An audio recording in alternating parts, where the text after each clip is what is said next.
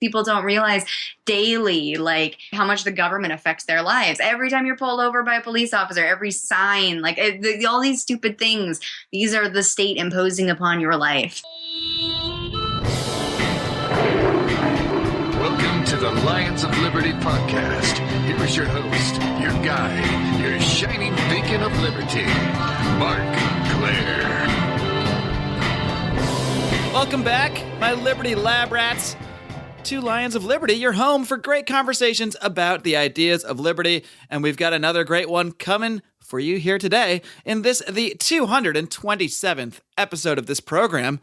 And if you're playing the home game, that means you can find today's show notes featuring links to everything we discuss in the show over at lionsofliberty.com/227.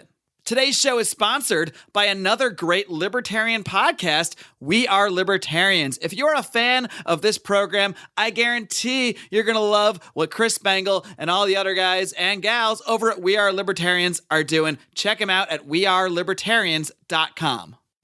And before we get into today's interview, I want to give you guys a heads up about a special offer that you'll hear at the end of the program about how you can hear a little bonus audio from today's interview. After the program, I'll let you know exactly how you can get access to about a 10-minute or so conversation that we had after the interview with today's guest. And it was a pretty interesting one, and it takes very, very little effort on your part to get access to that audio. So be sure to tune in to the end of the show to find out just how to get it. My guest today has been around the liberty movement for literally her entire life. She's been directly involved in libertarian politics, having worked for the campaigns of former libertarian presidential candidate Michael Badnarik in 2004, first person I ever voted for as a libertarian, as well as the presidential primary campaign of Ron Paul in 2008. She was also the vice chair of the Libertarian Party of New Hampshire from 2006 to 2008. Her writing can currently be found at the Libertarian Republic. She's actually making her second appearance on the program. She is, of course, Miss Avens O'Brien. Avens, are you ready to roar? Roar. That was my best roar for you. That was good. It was a roar. It was officially a roar. It was like Simba from The Lion King. Roar.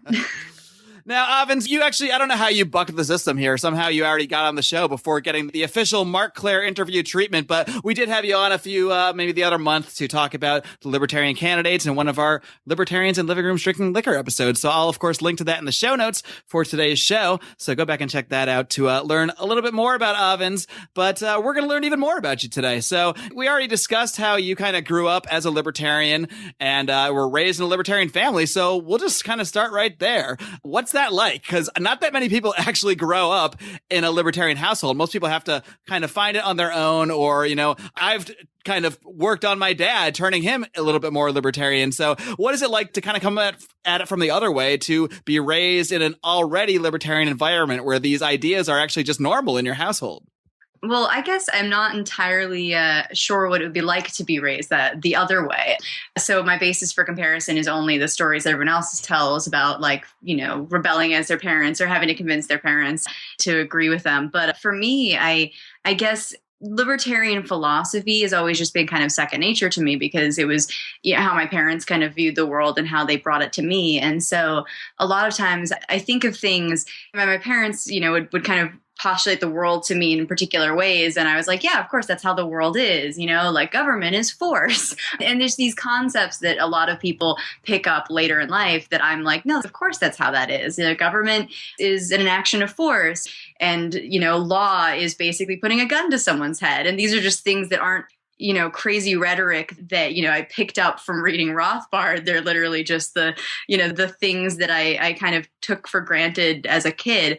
I think that, I mean, my parents they were homeschoolers. They were into peaceful parenting, you know, non-aggression towards your kids, you know, and all of that made me very aware of, you know, my body belonging to me and the products of my labor belonging to me, and who I am is very, I don't know, I've never understood the concept that government has any kind of right over me in that capacity. So as I've grown up into a world where, you know, there clearly is there's government and there's the way that some people look at the world in terms of what government should intervene in and what it should have a say over, whether it's what you put in your body or what you take out of your body or, how much money of yours it takes. These are all things that I kind of had to learn growing up into the world, not recognizing them as facts from birth. Sure. And most people seem to think that the realm of government is literally everything. There's no problem, no issue out there that we can find some way to write a law to fix this. Surely we can gather a group of politicians in a room and have them work it out for us.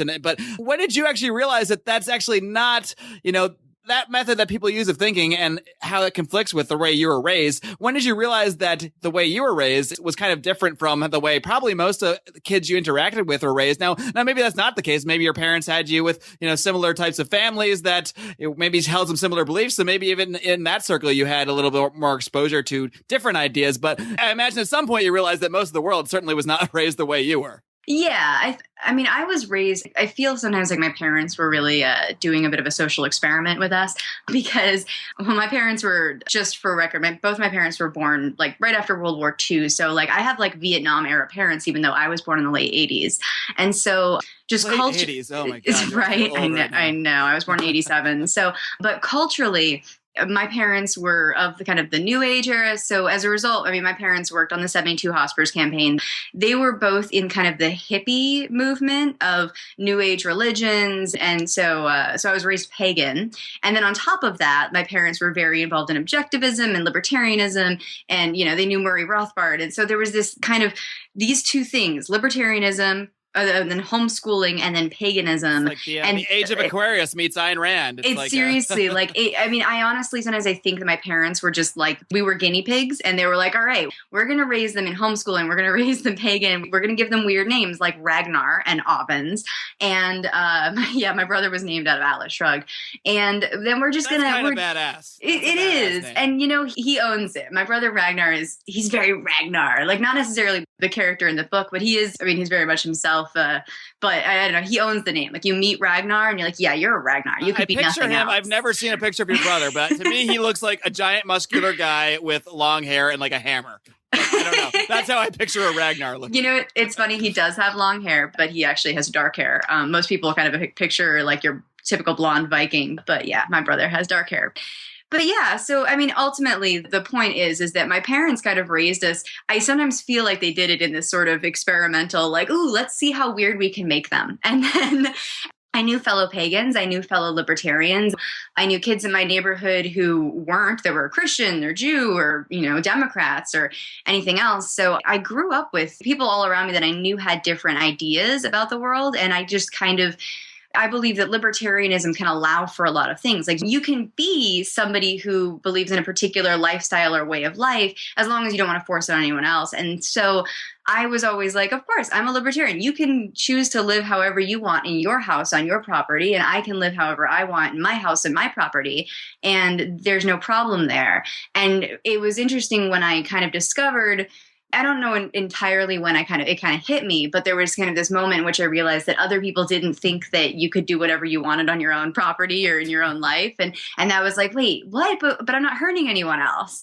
But it has been interesting to kind of, I think when I was 14 was the first time that someone gave me the idea. They said, healthcare is a right. And I was like, what? And I actually to kind of experience that, a lot of libertarians experience this idea of not taking the state for granted and thinking, oh, no, liberty is the greatest. And for me to kind of see how people, I'm trying to think of the way to phrase it. I hadn't actually articulated this idea in my head before saying it out loud. Well, now's the time. You're on the spot. But the point was, it was the first time that idea had ever been presented to me. The idea that healthcare is a right. I actually had to explore it, because I try to be intellectually integritous. So I was like, wait, let me study that idea and let me look up theories on this idea. And I tried to see if there was a way to fit it into libertarian philosophy, but just as a thought exercise, not because I, desired to one way or another, but because I was like, I'm presented with a new idea and I must try to apply the non-aggression principle and everything and see if this can work. And I ultimately concluded it didn't, but I appreciate that my parents raised me in such a way that when people presented me with an idea, I was like, okay, I need to take first principles. I need to take this idea and compare. And I think that a lot of people would do beautifully if they would actually try that. Like if they would just discover what it is they believe and then not react to things like, no, I don't like that because it doesn't fit in my structure, but actually look and compare it to the whatever structure or moral structure they have, and then really kind of isolate it, compare, and then decide if it can or cannot fit in their worldview. It's kind of an amazing thing that you even had that thought process at that age, because honestly, I don't know, if someone told me healthcare was a right at the age of 12 or 13 or what have you, I'd probably think, yeah, of course it is. Without thinking deeply, because I didn't have really deeply held political ideas at that point. I didn't have a philosophy behind anything. Just hearing that phrase, healthcare is a right, you kind of think, well, yeah, people should get healthcare. That's correct. That's the right thing. Of course it is. Until it's only when you actually take a little bit of time to think about what the word right means. Right. And it's actually amazing that you as a 14-year-old actually went through that process. I mean, I'm sure you probably attribute that to your upbringing and just the fact that you had an inquisitive mind, and that when you heard something that seemed strange to you, you didn't just go, no, that's stupid. You actually looked into it and tried to maybe challenge some assumptions that you already held. Well, and I think that's a big thing I see kind of in libertarians that drives me nuts, is that a lot of libertarians come into libertarian philosophy, and there's a lot of contrarianism within libertarianism, and that's come on. I've never seen this phenomenon of which you speak. And what's funny is I noticed it even in my own parents. You know, my parents were rebelling against a particular lifestyle and assumptions about the world in the time period that they were raised in, and every once in a while I saw something in my parents' philosophy that wasn't like, hey, take first principle and work from there. It was like more contrarian. And my parents they each had their own kind of philosophical bents within libertarianism. Like my mother was always more of the anarchist. She always refers to herself as an anarcho-syndicalist. And my dad was always more of the objectivist. And so God, you got the full spectum going. Oh, seriously. But that's the thing but I could see my parents and I was like rebelling against each other or rebelling against what they were raised with. And so there's a lot of contrarianism. And I mean, they both figured themselves out and, it's all well and good. I'm not going to, debate their philosophy all day long.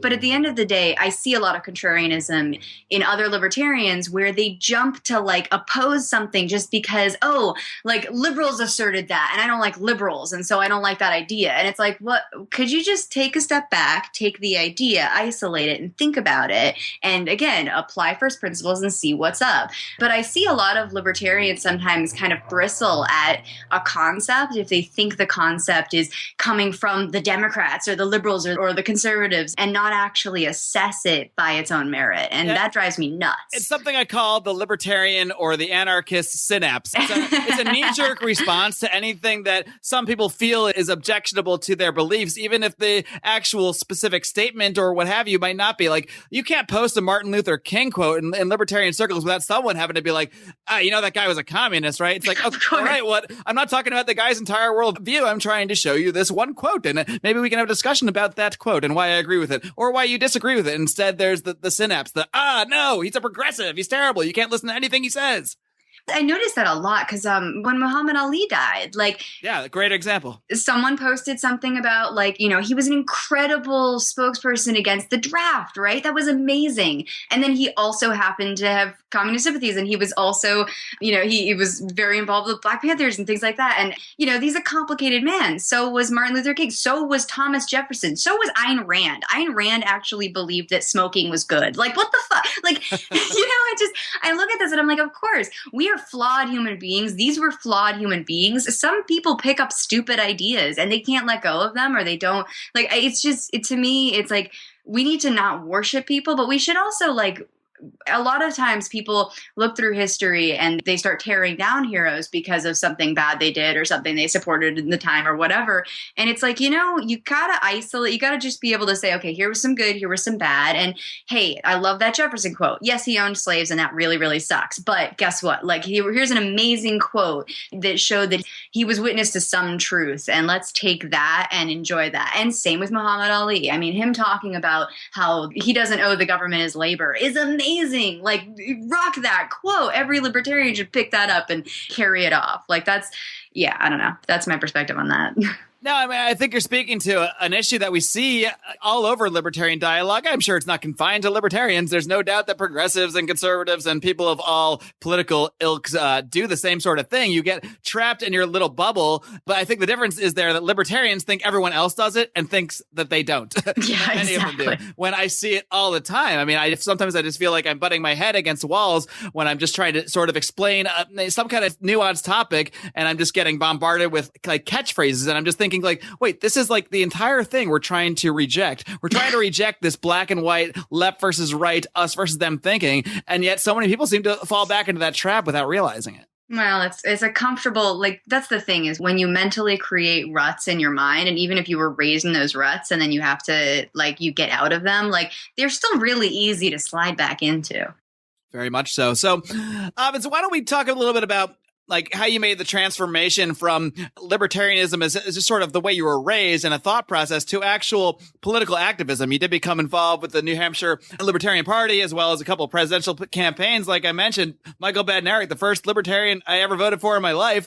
And at that point, I only voted for him because I knew I hated Bush. I knew I hate to admit this, when I was 20 years old in 2000, my very first vote, I voted for George W. Bush. I didn't know any better. I sure as heck knew I wasn't going to make that mistake again. Right. At the same time, I was seeing through John Kerry. I was seeing through him as sort of he seemed like a false opposition to me. And right. I think that, well, we'll never know because he never got elected. But I think we all know that his administration wouldn't have been incredibly different from the George Bush administration, just like the Obama administration is not that much different. Yeah. But, to me, it was just a rejection, at least. It was kind of the first step of thinking, wait, these two things are wrong. I need to at least think about things in a different way. So, right. So how did you get to the point where you wanted to influence people to do that same thing in the political realm? I think actually the first thing that really hit me was, so I started college in 2002. And if you do the math on that, I was 14. It feels really weird to say that because then people think I'm bragging about that. But the fact is homeschooling, started college at 14. And when I was in college, I mean, there were most of my friends were fairly liberal. There were a couple libertarians that I ran into on campus, but a couple of my best friends and I really didn't like George W. Bush. One of my friends was a really big Nader fan. And we would just get into conversations about the Bush administration, their policies. And, it was after 9/11.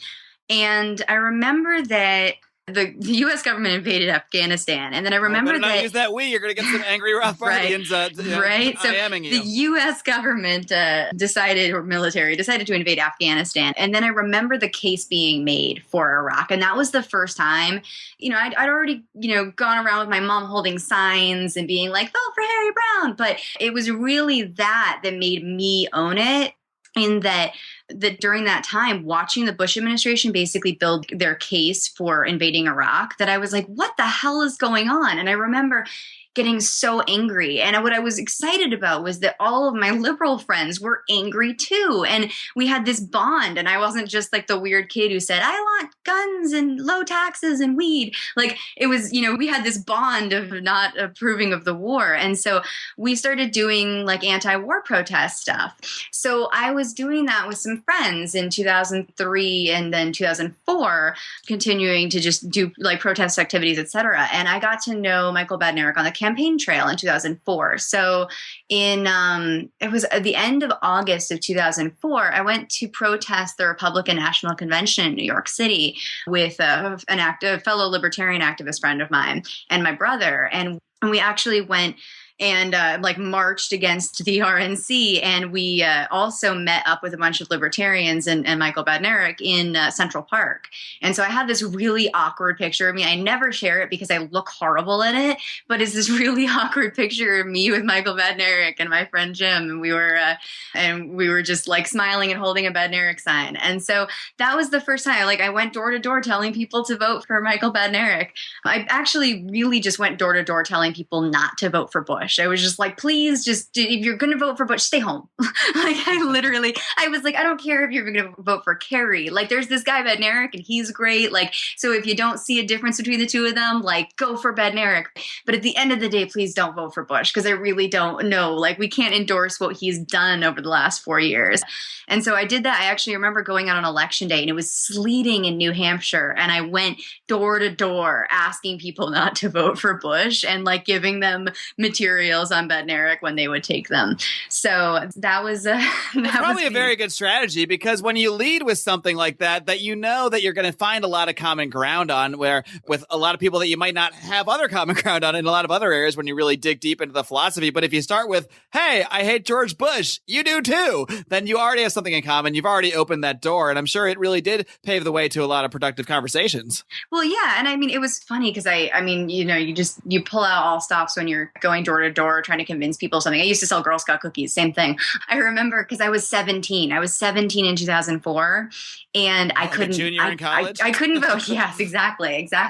I couldn't vote. I had just it was 2004, so I was about to get my associate's degree, and I couldn't vote, and I went door to door, and I was like, "Look, I can't vote, but you can, and I would give anything to be able to vote right now. Can you vote?" Because and people would be like, "It's sleeting. I don't really want to go outside." I'd be like, "Look, we will drive you to the polls. Like, I will drive you over to Parker Varney School on Hillside Ave. Like, I'll do it." It was funny because people were like, "Oh my God, like, you're so committed." And so they went, and I don't know who they voted for, but I told them not to vote for Bush. So. I mean, even just convincing people to care a little bit more, to be a little more active, even if they're not going in the direction you want. I mean, there's a victory in that as well, because I think a lot of times that is the first step, is getting people to even pay attention to politics in the first place. So many people see it as a separate thing from them. They think, well, I don't like politics. You know, I'm not really into it. But, you know, to me, politics isn't about something I'm into or not. It exists. I mean, it's going to affect my life and the lives of many, many other people. So I cannot avoid it. I can pretend it's not there, but it's going to affect my life. So if I want to just act like the political realm isn't occurring, that's my right to do that. But at some point, it's going to affect my life, and I'm going to realize, this is why people are involved in politics, because it actually can cause problems for you. It's going to cause problems for all of us. People that don't even realize it by all the various laws that so many people advocate for, many of whom are good-natured in their intentions, but just don't see the bigger picture. Yeah. I definitely see that too, is people who aren't engaged in politics are sometimes the easiest to kind of convert into libertarianism, because you can talk to them about like why they aren't interested in politics. And usually they say something like, well, my vote doesn't matter, or the system's already corrupt. And I'm like, congratulations, you're a libertarian, because you understand that the system is corrupt and it doesn't speak for you. And thus it does things that hurt you. And of course, you're not interested in participating in it, but here's why you should be involved in at least protesting what it's doing. And so I've actually found a lot of ins. I like guys that hit on me at bars sometimes, and like I'll just kind of like, oh yeah, I'm really interested in politics. And I'll just wait for the guy who says like, no, I hate politics. And I'm like, oh, why do you hate politics? And as soon as they pull say up a chair, buddy. Well, it's so funny because like I'll just sit there and like be drinking and someone will say to me, you know, I don't like politics. I'm not interested in it at all. And I'm like, why not? And as soon as they say that it's because, you know, the system doesn't work for them, or it's just like it's corrupt, or it's whatever, you know, or their vote doesn't matter because they live in California. I'm like, yeah. So let's talk about why that's a thing. And then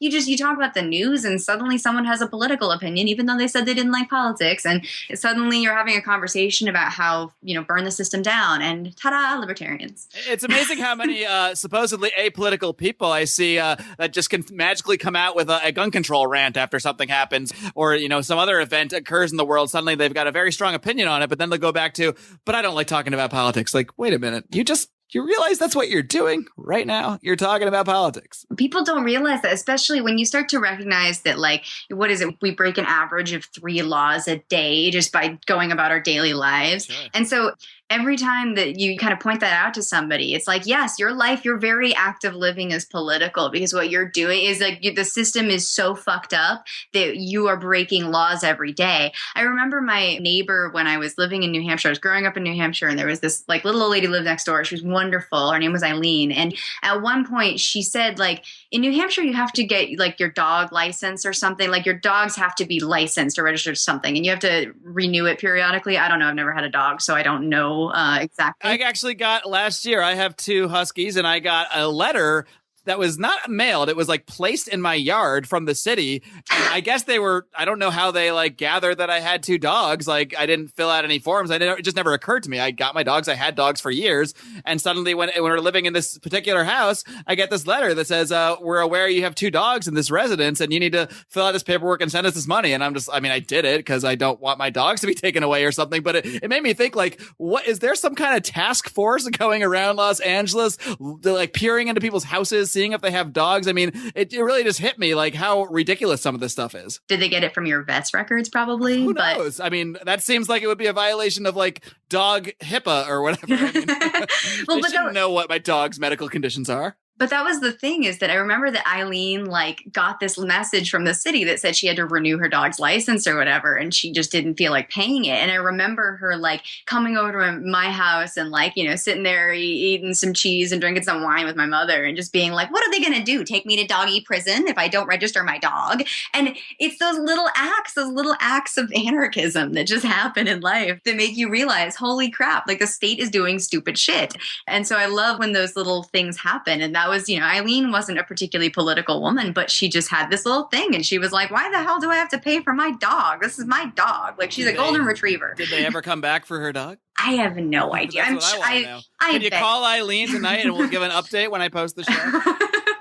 I'm only half joking. Unfortunately not. She has since passed away. But it's all good. I wrote a essay about her, actually, and how wonderful she is. But well, in that case, we'll link to that in the show notes. Awesome. But no, I think at the end of the day, she did it because I think her vet, like, you know, I think it was just one of those things you could just pay at the vet's office or some stupid thing like that. But whatever. All I remember is that she just kind of like, she was just a feisty lady who was just, you know, like annoyed by this license. And that's the thing, is people don't realize daily, like, how much the government affects their lives. Every time you're pulled over by a police officer, every sign, like all these stupid things, these are the state imposing upon your life. Avens, we're going to take a look at some recent examples from the news of just exactly what you're talking about right there. But first, I need to take a few seconds out to tell our fans about another great libertarian podcast, and that is We Are Libertarians. Now, if you're a fan of this program, which I assume you are if you're still listening at this point, I'm very confident you're going to enjoy the work that Chris Spangle, Greg Lentz, and all the other co-hosts are doing over at We Are Libertarians. These guys blend humor and intelligence to explain to you all the crazy stuff that is happening in the world today and how we can fix it, and try to filter those events through libertarian views. It's kind of like listening to friends, hanging out and drinking beer while talking politics, very similar to a lot of the roundtables you hear on this program. They cover current events every single week from a libertarian perspective. It's like Meet the Press without all those stuffy politicians. Go ahead and check them out at wearelibertarians.com. You can also find them on every podcasting platform, iTunes, Stitcher, Google Play, wherever you listen to podcasts, you can find these guys. Again, that's We Are Libertarians. They have the Marc Clair seal of approval. I think, unfortunately, we've got a couple good examples of that, or at least in the media recently, with a couple shootings that we've seen. And I mean, the one case, I'm not as quite sure of the details, but when you mentioned, like, you know, getting pulled over for a broken taillight, that's what happened to this one young man. His name is actually passing me on right now, but, you know, this guy was pulled over for a broken taillight, and essentially, at some point, I mean, he was a concealed carry holder. It's totally legal where he was in Minnesota. It told the officer he had a gun and told him he was going to go reach for his license. But for whatever reason, the officer decided that, I don't know all the facts. Obviously, we don't have that part on video. But according to the account, the officer just pulled out his gun and shot him 4 times right there. The 4-year-old in the back of the car. Now, I don't know if you can make the direct connection between the broken tail light itself and the legitimacy of whether a police officer should pull someone over for that. I'm actually not really against the concept of, say, you know, a friendly police officer pulling someone over for a broken tail light, telling them it's broken and saying, hey, you might want to get that fixed and going along with their day. But we know that's not how police encounters go in this country, because the police are incentivized to turn all of these routine traffic stops into something greater. When they pull you over for a taillight, yeah, they're pulling you over for the taillight, but they're also going there and seeing if you maybe are someone that might have drugs in the car, trying to look around, see if there's anything else they can bust you for, because they're incentivized to increase all of these stops to the point of arrest. Because you don't get anything. You don't advance your career as a police officer. I've had several former police officers on this program discussing this. You don't advance your career unless you're arresting people. Arresting people is the sign of success success, when that's just so messed up, because to me, arresting people is a sign of a failure in the system. It means that, bad things are happening in your society, and that's either means your citizens are terrible or you have way too many laws. And I think the answer to that's pretty obvious, at least to people like you and me, but I don't think, hopefully we can make some headway here, but it doesn't seem like a lot of people are making that connection. Definitely. I think that it's becoming more, it's horrible that things like this are happening, but it's also, I appreciate that it's waking a lot of people up to how messed up things are. By the way, his name was Philando Castile. Yes. Yes, I was Googling it too. Yeah. You might have remembered it. I don't know. No. I'll let everybody at home think that you always knew his name. I just, I'm like an elephant. I never forget. But the thing is, right now there's a lot of people who are angry about this. And one of the most interesting things I found today online was a joincampaign0.org. And it's actually a campaign website that was put together, I've been told, by Black Lives Matter activists. I don't know this much myself, but it's really interesting because it's actually kind of creating this system of trying to limit the amount of police interventions, improving community interactions, and ensuring accountability. It's like joincampaign0.org. And it's actually like a list of the things that need to be done within communities to reduce the chances of police violence. And so there's end broken windows policing, community oversight, limiting use of force, independently investigating and prosecuting, community representation, body cams / film the police, training and for-profit policing, demilitarization, and fair police union contracts. And I've just been exploring their website a little bit today, but I literally signed up. I was like, how can I help? And they're like, contact your representatives. And it's not even talking about, federal. It's literally saying contact your local state congressman. So I totally put in my info and was like, I want to know, because once upon a time, police officers were somebody you'd go to for help. But, I lost my dog, or I can't find my mommy. And now police officers are terrifying. And, once upon a time, it was it'd be nice if someone could, stop you and go, hey, guy, just so you know, your taillight's out. In fact, my taillight is currently out. Uh-oh. And a nice person who was driving on the highway by me. I hope there's no LA police officers listening right now, because they're going to be looking for you. Seriously. But I went off on an on-ramp, and so the person that had been behind me pulled up next to me, and he honked, and I rolled down my window, and he said, hey, just so you know, your taillight's out. And I was like, thanks so much. I'm going to go get that fixed. Especially because I know that if I don't, not only is I'm going to have an interaction with a cop, which could be bad, and I don't really want that, but also that cop is going to give me a fix-it ticket. And in this state, it's going to be $35 or $50 or something like that. And that's just, it's so stupid, because then if I don't send it in within 2 weeks, they try to fine me $1,000. It's ridiculous. And then you got to go to court, and all of a sudden you're in the system, and maybe someone like you can pay the $50 and, take a day off work and go to court if you have to. But, for the poorest people in our society, who are all too often the actual targets of a lot of this stuff due to profiling, it's black and white a lot of the times, that we know that the fact that the police do profile certain races, they do profile certain types of people, a more beat down car, a more run down car. That kind of person is going to have actually difficulty paying that $50 sometimes. They're not going to be able to take off work to go to court. And then they get sucked into that system, and it really just puts them in the cycle where they can never get out of it. Because if you can't afford the first fine, you sure as hell can't afford the $1,000 fine, and you sure as hell can't afford to take days off work. And this is how so many people this is how so much anger gets built up. This is how a Ferguson happens. This is how, we see all these mass protests. They're not just from these shootings. They're in the larger context of what people go through in their day-to-day lives in so many communities across America. And again, it comes back to what policing has become. It's become revenue generation for cities. That's essentially what policing is. It's a way to arrest people for profit. Exactly. Did you see, by the way, I don't know if right before this, and of course when this actually airs, this will no longer be timely information, but we're letting you behind the curtain. Have you seen apparently there's protests going on in Dallas right now? Yeah. So the last thing I saw, 10 officers were shot on the last time I looked. I'm sure by this airs we'll know a lot more of the actual story, but I mean, I look at that and I'm like, holy shit. Like, I mean, I immediately, like, I don't want anyone hurt. Like, I don't want anyone hurt. And I understand, like, I've probably written and deleted 20 angry, messages or angry Facebook posts today going like, burn the system down. Right. And then I just go, no. Okay. Like, let's just breathe. But the fact is, like, I understand why people are angry, and I understand. I mean, I want to see everyone showing up and protesting. I just don't want anyone hurt in the process. But it reminded me of, do you remember, and I think it was like 2014, in Hong Kong, there was a bunch of civil disobedience and protests going on in Hong Kong, and I believe 2014. Did you remember any of that? Do you remember any of that? I do have a vague recollection. 2014 was a pretty crazy year, though. Well, so what was crazy about that, and this is something I just think of all the time, I literally read this regularly, is during that time, they did basically, it was like Occupy Love and Peace Hong Kong, and it was, they had actually published a manual of disobedience. And what they actually did in that process is they wrote out like a list of recommendations to everyone who was going to be there at their protests about how they should behave and what they should do. And one of the things that was so incredible is the manual of disobedience included how they needed to not be violent.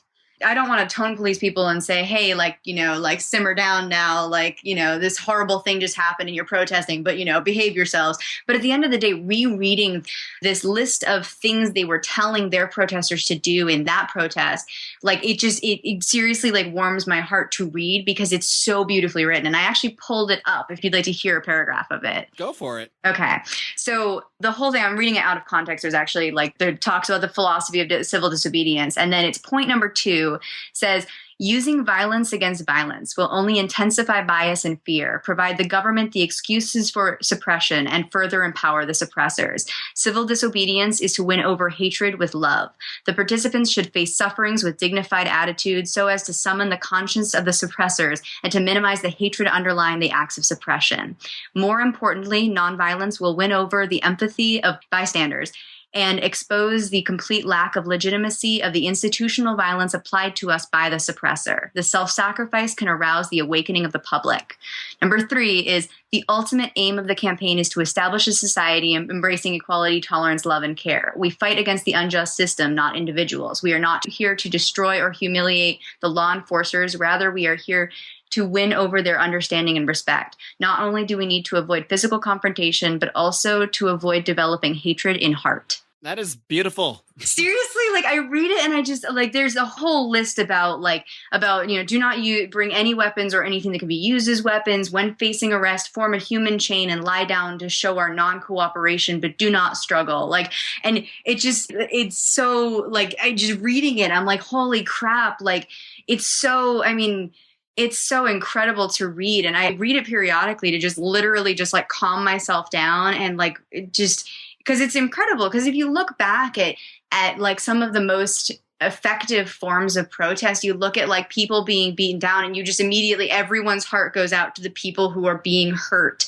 And, and the moment that someone fights back in those instances, you see people start to justify what the oppressors are doing. And so these moments, I'm not a pacifist, but sometimes I read this stuff and I think of those moments and I go, wow, there is something more powerful. And it's that awakening of the empathy of the public that's just so, anyway. So. Sure. There's going to be understandable rage when we see these incidents plastered on the news, when we see someone who was killed, especially when at least it appears from the surface that he was of no threat to people, but in both of the recent cases that we've seen. But if the response to that is, and we have no idea what actually has gone on in Dallas, but I do see some people that kind of, I don't want to say support it, but some people do. Some anarchists out there literally do support this kind of thing. I think That's a very, very small minority, but some people do. And other people, many kind of tend to apologize for it. And I think we really need to take the exact opposite approach, both for practical and moral reasons. Because if you protest the violent acts with more violent acts aimed at equally arbitrary targets, and I'm sorry, but just because someone is a police officer doesn't make them responsible for anything bad that a police officer has ever done. That's just more collectivist bullshit that we need to be against. So exactly. I think that what you read there from that paragraph was, that's the kind of attitude that American protests need to take. That's the kind of attitude libertarian protesters need to take. We need to win people over with love and with compassion and with truth and justice and all of that great stuff, but not with violence. Yeah, absolutely. I mean, that's the thing is you think about it, libertarians talk about the fact that, the state is violence and the enforcement of law is violence. And so, enacting violence, and again, not a pacifist myself, but at the end of the day, enacting violence to win is just creates more of the same problems and also starts to legitimize the violence being used to push you back down. And at the end of the day, yes, I'll go down swinging. But at the end of the day, I also want to. You want to go down hugging. That's what you want to do. That's the thing. Yeah, no, I want to literally swing at my oppressors and grab them into a bear hug and pull them down to the ground with me. But that's the thing is it's like, I periodically think about my life and I think about the kind of life that I want to live and the kind of person that I want to be. And what I often think about is what I would want said about me at my own funeral. And I know that's like really depressing and weird to think about, but I think about it a lot because at the end of the day, I have no control over it. I will be dead and there will be a bunch of people talking about me after I'm dead. And what will they say about me? And I can't control it. I can't tell them what they should say about me. But what I can do is live the kind of life that inspires them to say the things I want them to say. So I periodically think about, do I want people to remember that I was, always coming up with a witty, bitchy comment back? Or do I want people to say, no matter who was cruel to her, she was always kind? And I go, I want people to say that about me. And so I have to live my life in a way that causes people to say those things about me. And so, whether or not I, go down in history just remembered by my own children someday, or whether or not I go down in history remembered as like a libertarian author or whatever I am, or activist or whomever, I want people like when, years in the future, when I'm dead and gone, I want people to think back on me and think of particular qualities. And those qualities I want are peace and love and kindness and, and trying to fight for what I believe is right and doing so in the most open armed way possible. Well, maybe I'll just play this clip from the podcast at your funeral, and then everybody will know exactly, what they're supposed to talk about you. See, there we go. Avens, I think talking about your impending death is a great way to wind down the program today. We'll certainly be talking to you a lot more in the future. But before I let you go, why don't you just give everybody the little roundabout of how they can find you on social media, how they can find your writing, and let us know what else you got going on. Feel free to plug away on anything you got coming up. Excellent. It's self-promotion time. Yeah, that's the whole point of this. You're like, when are we going to get to my promotion? Come on. Oh, I've been self-promoting all along.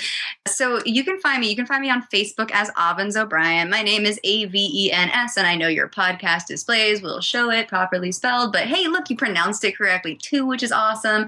But I'm on Facebook, I'm on Twitter, it's Avens O'Brien is always my username.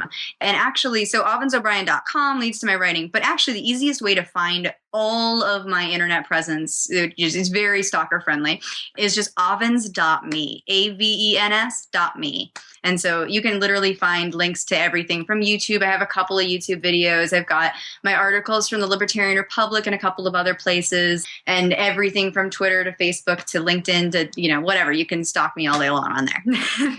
All right. Well, we'll link to all the ways you can stalk Avens over at the show notes for this page as well. Avens, it's been a pleasure. Good luck with everything and keep on roaring. Thank you so much. Thanks. All right, folks, I hope you enjoyed my discussion today with Miss Avens O'Brien. It's really interesting to hear from someone who was raised as a libertarian, because most people I know were definitely not raised as a libertarian. Many people were raised in a Democrat household, a Republican household, and kind of had to slowly find our way towards these ideas. So it's really interesting to hear the perspective of someone who has literally been immersed in this movement from the womb. And speaking of the womb, Avens and I ended up having an impromptu sort of conversation about the subject of abortion, something that she has written on extensively and something she's currently writing a few other articles on. And I found it really interesting, and we just happened to still be recording. So Avens agreed to let me use that audio for my purposes. And in this case, my purposes are to try to give you guys a little bit of an incentive. Now, as you guys know, as listeners of this program, I'm always asking you to go over to iTunes, go over to Stitcher, and now that we're on Google Play, head over there as well, and to leave us a 5-star rating and a great review. This is the kind of thing that really helps to boost our visibility across those platforms. So I'd like to really encourage people to do that. And usually I just ask you to do it as a favor, but today I'm going to ask you to do it in exchange for access to this bonus audio, this conversation that I had about abortion with Avens O'Brien. Now, here's what you got to do. I highly recommend iTunes because that is the most used platform. I know that's how a lot of you guys do listen to the show. So if you can go over to iTunes and leave us a review, leave us a 5-star rating, and take a screenshot of that and email that to me. You can email it to Marc, M-A-R-C, at lionsofliberty.com. You can also post it over in our private Facebook group, the Lions of Liberty Forum. You type that into your little search bar on Facebook, type Lions of Liberty Forum. We also link to that in the show notes for this program at lionsofliberty.com/227.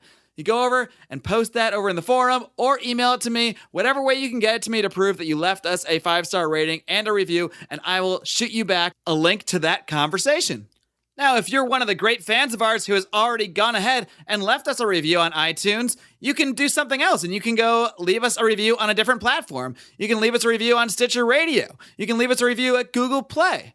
But at the end of the day, if you do leave us a review somewhere on any platform and send me a screenshot, I will get you my 10-minute or so conversation that I had with Avens O'Brien. Again, email Marc, M-A-R-C, at lionsofliberty.com or post it over in the Lions of Liberty Forum, our private Facebook group that I encourage you all to join and come join in this conversation about the ideas of liberty with us.